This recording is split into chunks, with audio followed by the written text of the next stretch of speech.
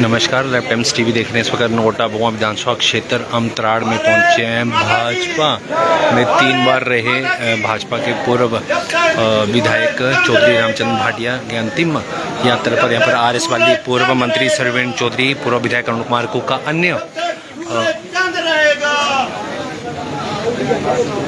भाटिया जी का नाम रहेगा।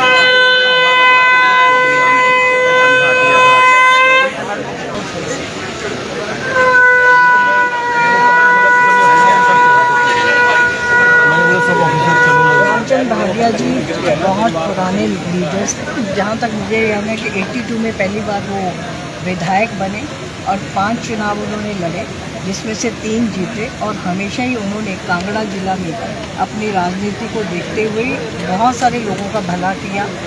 लोगों के उन दिनों सोर्सेज कम होते थे, सड़कें नहीं होती थी, उसके बावजूद घर द्वार जाकर लोगों के काम की चिट्ठी पहुँचाना। और एक समय था जब उन्होंने ओबीसी समाज के लिए भी बहुत सारे भले की बातें की, लोगों के उनका सहारा था। और कांगड़ा बेल्ट एक ऐसी बेल्ट है जिसमें अपने तरीके से ओबीसी और बाकी वर्गों का भी, सभी वर्गों का जहाँ वर्चस्व है वहाँ ओबीसी को भी नकारा नहीं जा सकता। और हमें दुख है कि आज वो हमारे बीच में नहीं रहे। वो काफ़ी समय से विधायक नहीं थे, लेकिन हमें गाइड तो करते थे, लोगों को बताते थे किस तरीके से चलना है। भगवान उनकी आत्मा को शांति दे। एक अच्छा जीवन उन्होंने जिया और अपने परिवार में से वो आज गए हैं। आज इस दुख की घड़ी में नगरोटा के सभी लोग दुखी हैं। हमारे यहाँ पे स्थानीय हमारे विधायक और यहाँ पर जो कैबिनेट रैंक के हमारे वाली जी भी यहाँ विशेष रूप से यहाँ पहुँचे। और भी लीडर्स मैंने सुना है, शरद परमार जी और लोकल स्थानीय पूर्व विधायक।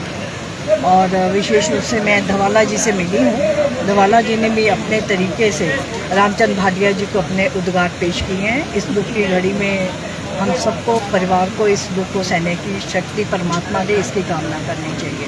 बहुत ही नेक इंसान, एक समाज सेवी, 3 बार के विधायक, और जिन्होंने नगरोटा बगुआ में उस समय सेवा की जब नगरोटा बगुआ में सड़कें नहीं होती। अपने आप घर घर जाके, और जब मैं गांव-गांव जाता हूं आज भी, तो लोग वो चीज़ को याद करते हैं कि उस समय सड़कें नहीं होती थी और विधायक पर्सनली, प्राइवेटली, पैदल चल के अपने आप पहुंचते थे। और जिस तरह माननीय सरवीण चौधरी जी ने कहा कि उस समय चिट्ठियों के द्वारा आदान प्रदान होता था, फ़ोन भी नहीं होते थे, कंप्यूटर भी नहीं होते थे। तो 1982 में, 82 में एक एमएलए बनना और उसके बाद एक सेवा के भाव से काम करना, निसंदेह विकास पुरुष तभी रामचंद्र भाटिया जी का बहुत आदर करते थे। उनकी अच्छे एज ए इंसान उनको बड़ा आदर था रामचंद्र भाटिया जी का। समाज सेवी के रूप में भी वो उनका बहुत आदर करते थे और अक्सर इनकी कई बार आपस में बात होती थी।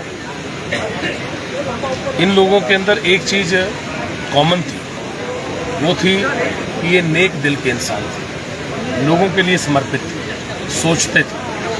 और मुझे याद है कि कई बार जब इनकी बात होती थी तो बहुत सी चीज़ों का आदान प्रदान बातों में, और बहुत से काम जो विकास पुरुष कर रहे थे उनके बारे में भी वो इनको बताते थे, तो बड़े खुश होते थे। जब इनकी बीमार होने का मुझे पता लगा तो मैं हिमाचल प्रदेश से बाहर था। मैंने इनके बेटे विवेक भाटिया जी से बात की और उसी समय प्रिंसिपल साहब को लाइन पे लिया। और उसके बाद जैसे ही मैं वापस आया, लाइन पे लेके मैंने इनके बेटे की, विवेक भाटिया जी की बात भी करवाई और अपडेट भी मैं रोज़ लेता रहा। और भाटिया जी के सपुत्र, उनके बेटे विवेक भाटिया जी से मेरी निरंतर बातचीत होती रही।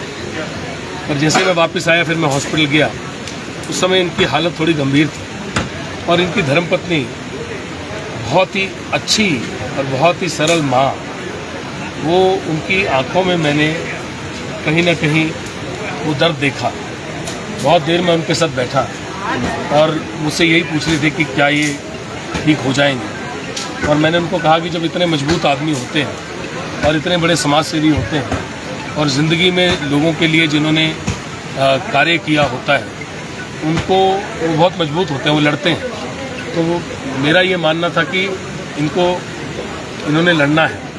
और मैंने वही विवेक भाटिया जी उनके पुत्र को भी कहा हॉस्पिटल में कि ये अभी लड़ेंगे, और वही हुआ, ये लड़ते रहे। और उस सेहत जब खराब थी उसके बावजूद इन्होंने काफ़ी दिन लड़ाई लड़ी।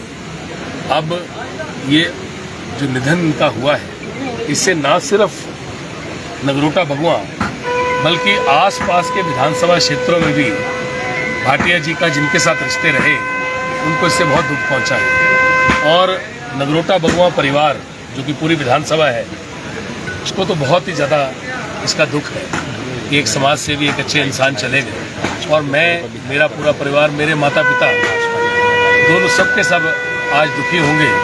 मेरे माता पिता भी बहुत दुखी होंगे और पूरा परिवार दुखी है कि एक नेक इंसान, एक जो माँ, जो इनकी धर्मपत्नी है, उनके दुख में हम अपने आप को शामिल करते हैं, इनके बेटों के दुख में हम अपने आप को शामिल करते हैं, इनके परिवार के दुख में हम अपने आप को शामिल करते हैं कि ये लोग अपने आप को मजबूत रखें, भगवान इनको, ईश्वर इनको ताकत दे। और हम लोग बिल्कुल इनके साथ अपने परिवार की तरह, चट्टान की तरह हमेशा इनके साथ रहें।